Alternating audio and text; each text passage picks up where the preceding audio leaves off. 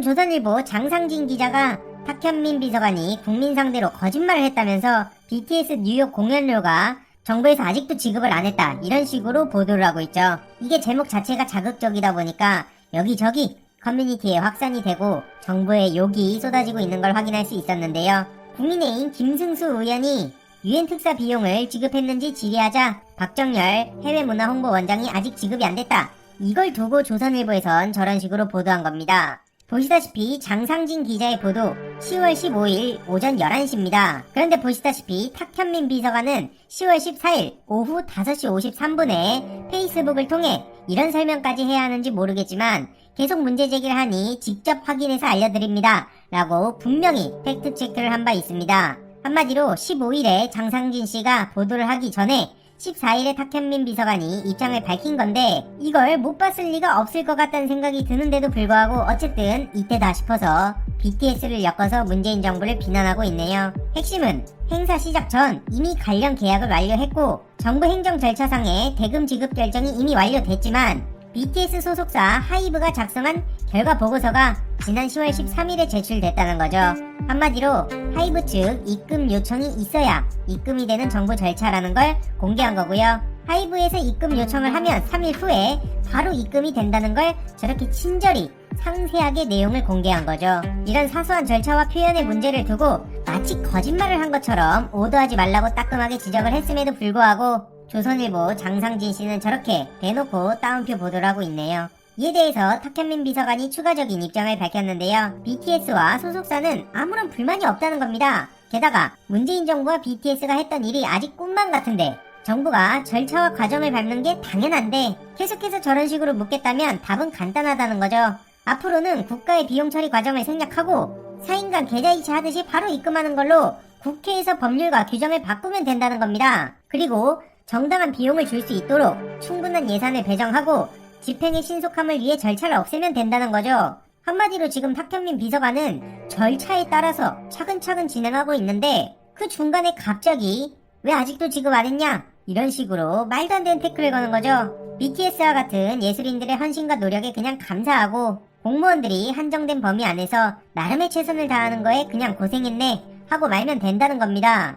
해당 소식이 전해진 후 많은 시민들 또한 국가 상대로 일을 안 해봤냐, 무슨 현찰박치기인 줄 아냐, 가짜뉴스와 조작 왜곡을 밥 먹듯 하던 조선일보는 기사를 쓸 때 사실 확인을 안 하던가 조작의 기회를 노리는 것 같다, 이런 지적을 받을만 하죠. 절차에 대해서 저렇게 무시하고 어떻게든 기승전 문재인 정부 비난, 특히 BTS가 많은 관심을 받는 걸 아니까 저런 식으로 의도를 가지고 있다는 거에 많은 시민들이 비판하고 분노하고 있는 겁니다. 참고로 그 장상진 기자 안진걸 민생경제연구소 소장 앞에서 저렇게 껄렁거리면서 조롱해서 논란에 휩싸였던 바 있는 사람입니다. 아니 상식적으로 문재인 대통령 유엔 총회 그리고 BTS가 저렇게 유엔 총회에 선거, 대통령은 유엔 각국의 대표격이었고 BTS는 전세계 청년들의 대표격으로 저 자리에 간 겁니다.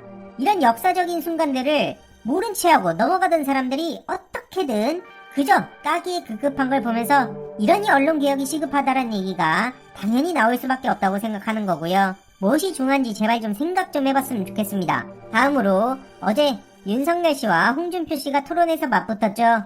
이 과정에서 홍준표가 생각보다 시시했다, 이런 반응들도 많았고요. 윤석열 씨의 당당한 척 허세 부리는 태도에 대해서 많은 지적도 이어지고 있는 상황입니다. 그런데 그 과정에서 김건희 씨에 대한 얘기를 하죠. 이에 대해서 김경록 PB가 페이스북을 통해 김건희의 뼈를 때리는 지적을 하는데요. 아이디를 주고 증권회사 직원에게 주문을 낼 수 있는 권한을 줬다, 이런 얘기를 윤석열 씨가 하자 김경록 씨는 증권회사 어떤 직원도 그런 일은 하지 않는다는 걸 지적한 겁니다. 불법이고 그런 걸 안 하겠다고 서약까지 주기적으로 한다는 거죠. 핵심은 김건희 계좌와 김건희 돈이라는 거고요. 그러면 당연히 계좌주와 돈 주인을 잡아다가 물어봐야 되는 거 아니냐고 지적한 겁니다. 윤석열의 발언을 보면서 이게 검사들 수준이라고 따끔하게 질책을 하고 있고요. 금융과 주식, 증권이 돌아가는 걸 하나도 모르는 사람이 조국 전 법무부 장관 몰아갈 때 사모펀드에 대해서 이러니 저러니 저러고 다녔다는 게 쑥스러울 정도라고 비판을 하고 있습니다. 이거에 대해서도 주말 동안 많은 비판의 목소리가 나올 것으로 예상되고요. 과반 찬성에도 폐기된 김건희의 제조사가 교수의 꼼수라는 비판을 받고 있기도 합니다. 여러모로 김건희 검증에 대해서도 도이치모터스, 코바나 콘텐츠, 그리고 논문까지 지겨울 정도로 많은 비판이 나오고 있음에도 불구하고 여전히 뜨뜻미지근하다는 지적이 나오고 있습니다. 그래도 검찰에서 수사를 하고 있는 상황인데 논문에 대해서는 국민대에서 도대체 이게 뭐 하는 거냐, 눈에 보이는 감싸기란 비판도 나오고 있죠. 최근 교수회에서 어떻게든 김건희를 쉴드 치려는 모습을 보여서 많은 네티즌들의 분노가 폭발한 상황입니다. 국민대 동문이 창피해서 못 살겠다, 졸업장 반납한다 이러면서 공개적으로 목소리를 높이지 않았습니까? 졸업장을 반납한다고 할 정도로 부끄럽고 수치스럽고 열받고 그렇다는 얘기 아닐까요? 그럼에도 불구하고 논란의 중심에 서 있는 홍성걸 국민대 교수회장은 저런 식으로 김건희의 편에 서서 많은 비판을 받고 있죠.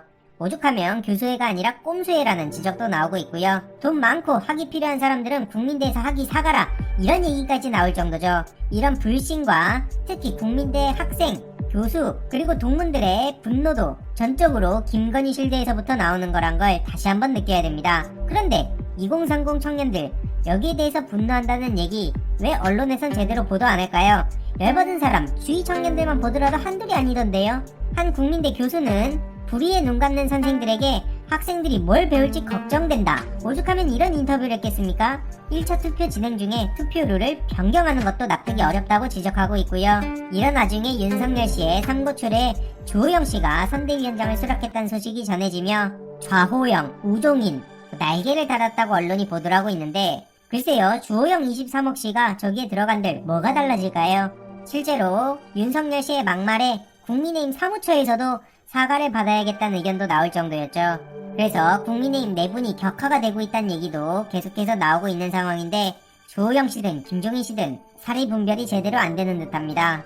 물론 이렇게 엄청나게 많은 논란을 부추기고 있는 윤석열 씨라 할지라도 당연히 대선은 현실이고 모든 게 모이는 총력전이기에 당연히 방심해선 안 된다고 생각합니다. 이런 와중에 여전히 개그를 하고 있는 안철수 씨까지 정말 중요한 소식들이 많이 전해지고 있는데요. 마지막으로 지난번에 말씀드렸던 노회찬 6411 무료 상영 이벤트 근황에 대해서